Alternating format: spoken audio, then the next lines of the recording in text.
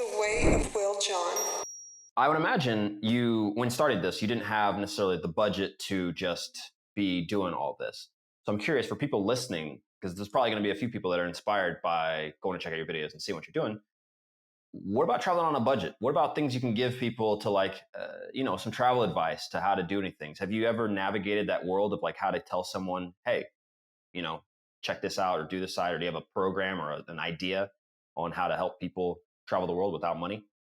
Yeah, I guess, first off, look at the destinations you can travel to on a super budget. And then I'll tell you right now, Eastern Europe and Southeast Asia, you can do it, right? Just the logistics of how to get there. I think a lot of people need to, because people ask me all the time, like, where to do this, what to do that. I'm like, first off, we got Google. That's how I do everything. I'm a, like, Yeah. if you can put a title on me, I'm like the pro trip planner, right? So I just Google things, dive deep into studying. And now, thankfully we have YouTube, so I can literally just, study things so easily. So I think about, when you're thinking about budget, there are books out there. I think Nomadic Matt has one where you can do $50 a day anywhere in the world. Obviously that does change, really depends where you are. If you're going to be in Scandinavia, you're just going to a supermarket and you're buying food and you're taking it home. You're not going to be going out and experiencing the food in restaurants, which unfortunately some of these places there is no street food. Lately I've been going to a lot of places there's just no street food, so it's like we're sitting at restaurants for sure.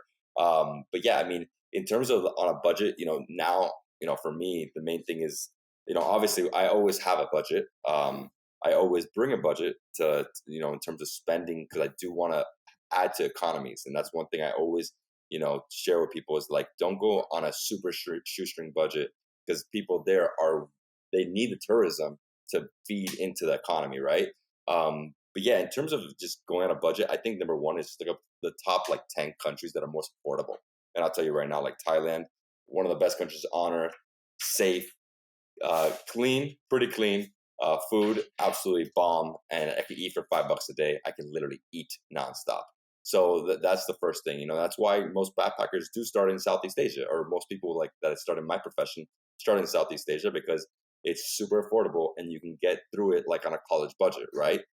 So I think that's the number one. I think other places, specifically like Africa, is out of the question. Africa is like the most expensive place you could travel to now.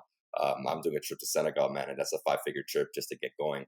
It's nuts. But just because of safety, you always have to be with a guide and a driver.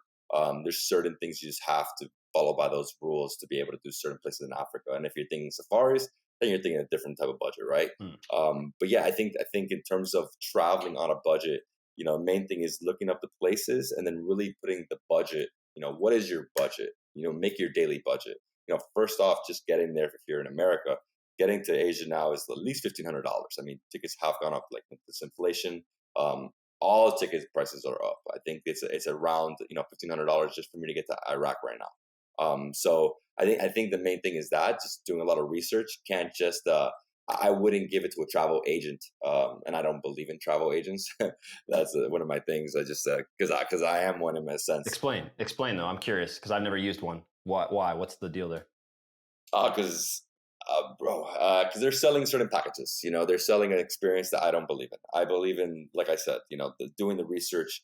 Really, that's how you'll learn more about the destination. Even before you get there, you can really start to put it in your mind. Where am I really going to? Because I have a lot of friends that they do use travel agents for like trips to South Africa, but they didn't really get to know the place the same way. They just paid and everything was set. And it's cool. I mean, I don't disagree. Some people still living in that time where I think that was 20 years ago. My parents probably had a travel agent. Now, I mean, I just get online, look up the trip, look up where I want to stay, go on, look at Airbnb. That's the first thing I do.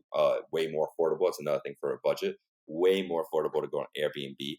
And then in terms of like, if you want to like really, really save cost, you can do like couch surfing. Sorry, it's been a long time since I used couch surfing, but you do that where you can actually stay at somebody's house and basically stay there for free. And this is all vetted already. These people are approved, so it's not like you're going to be in super grave danger. You know what I mean? So for me, Airbnb is number one. So whenever I do a trip where it's literally just on me and there's no hotel or sponsor involved, I'm Airbnb all the way. It costs me a third of whatever a hotel would cost me. And plus, that gives me the real experience where I'm literally getting the key from the owner who is from that country, and then they teach me about the destination. Your neighbors are all from the area. So that's what I'm talking about with immersion, like really getting to know a place. Until now, I really was like sort of, against having anybody with me on a trip just because I know what it is like being me alone with locals. My guide and my driver, they are locals, and then the whole time interacting with locals. So that's really what I'm thinking about when I'm thinking immersion into a destination, right?